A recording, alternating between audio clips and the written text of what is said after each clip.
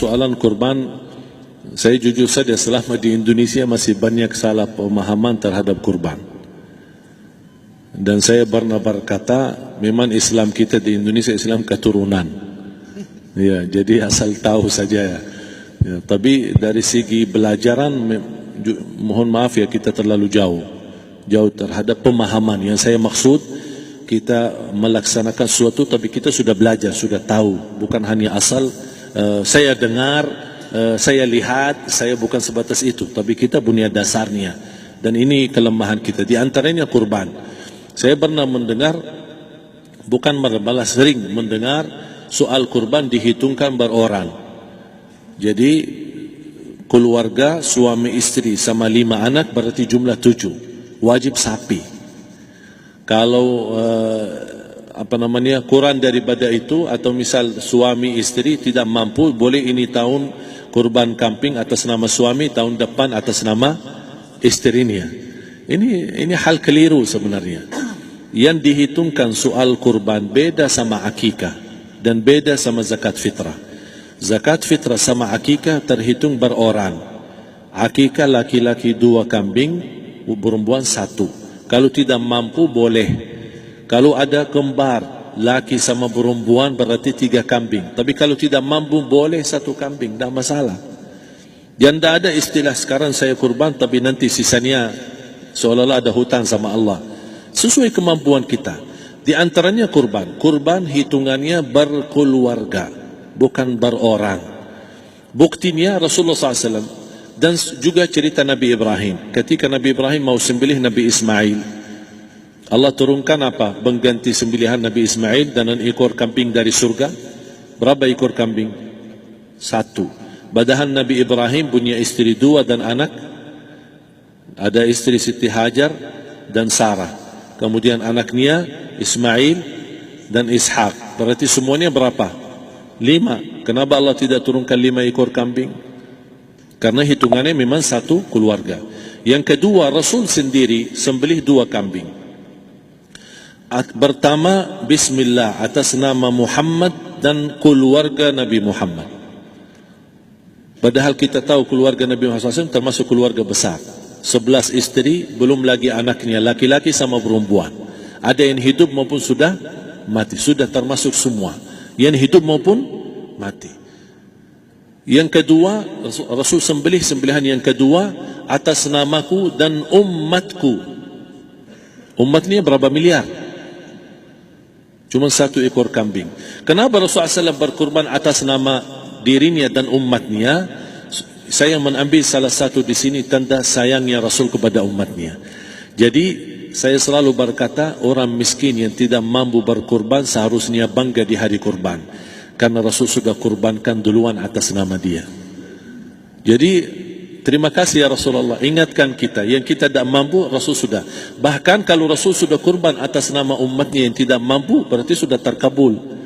Kita aja belum tahu kabul atau tidak kalau kita berkurban. Tapi kalau Rasul sudah terjamin makbul. Oleh sebab itu hitungan kurban itu adalah 1 keluarga. Misal bapa punya istri, punya anak. Itu kalau mampu sapi silahkan, mampu 1000 sapi silahkan. Kalau soal kemampuan tidak ada masalah. Tapi kalau soal kewajiban, tidak ada wajib lebih daripada 1 ekor kambing. 1 ekor kambing. Misal kalau bapa punya istri 4, misal, cuman ini misal ya.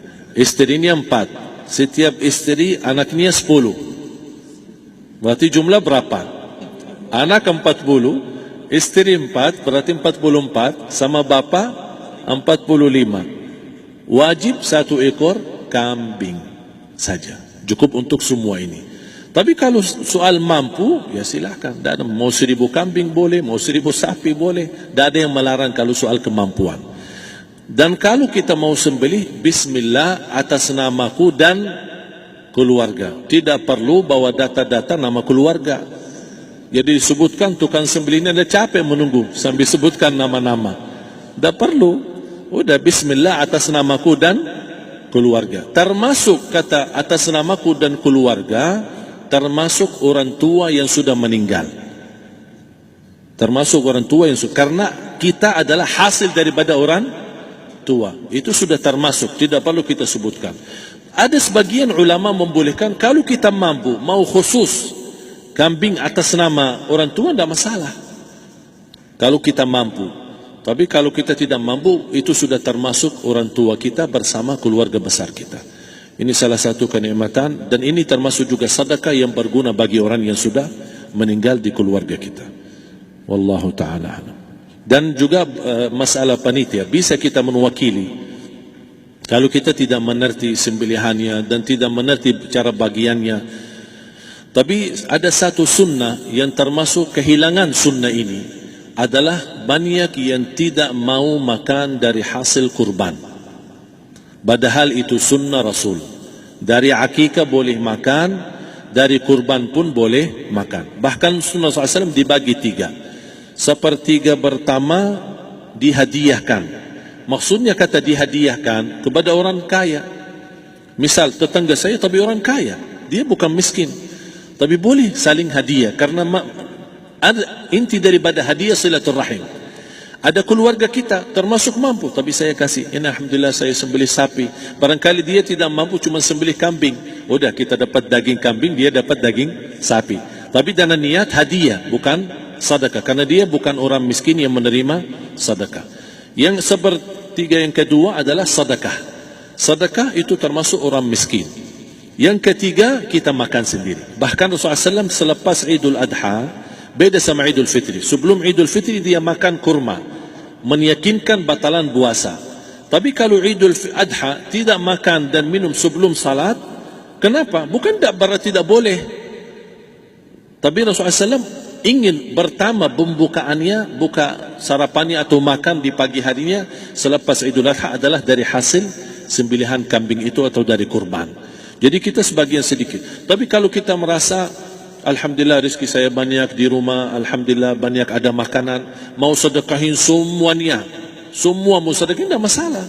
Tapi yang saya maksud, kenapa tidak kita sekali-kali hidupkan sunnah Rasul?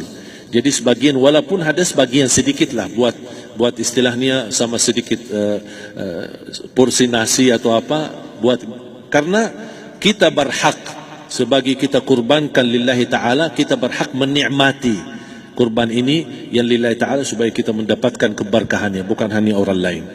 Terus yang kedua ada masalah pembayaran. Kalau kita wakili panitia, boleh kita pesan sama panitia, tolong sedikit dari kurban saya minta buat saya makan. Itu tidak masalah, kita boleh minta. Dan boleh kita wakili, tapi kita tolong ingatkan, tidak boleh pembayaran hasil sembelihan itu dari kulitnya. Ini menjadi salah satu persoalan di Indonesia. Banyak tukang sembelih datang, ketika kita tawarkan untuk sembelih ini, berapa pak? Oh tidak apa-apa, kasih aja kulitnya sama kepalanya. Jangan anda setuju, jangan anda terima. Oh maaf, saya tidak bisa. Bapak berapa ongkos sembelihannya? Kita harus sepakat dulu. Tidak, saya ikhlas, tidak apa-apa, seikhlasnya. Tapi yang penting kepalanya sama kulitnya. Itu aja yang saya minta, yang lain tidak apa-apa. Tidak boleh. Tidak boleh. Kenapa? Karena ini kurban. Kata kurban berarti lillahi ta'ala, bukan untuk jual beli. Kalau kita sudah bayar dari bagian kurban, berarti bukan lillahi ta'ala. Harus kita jaga amalan itu.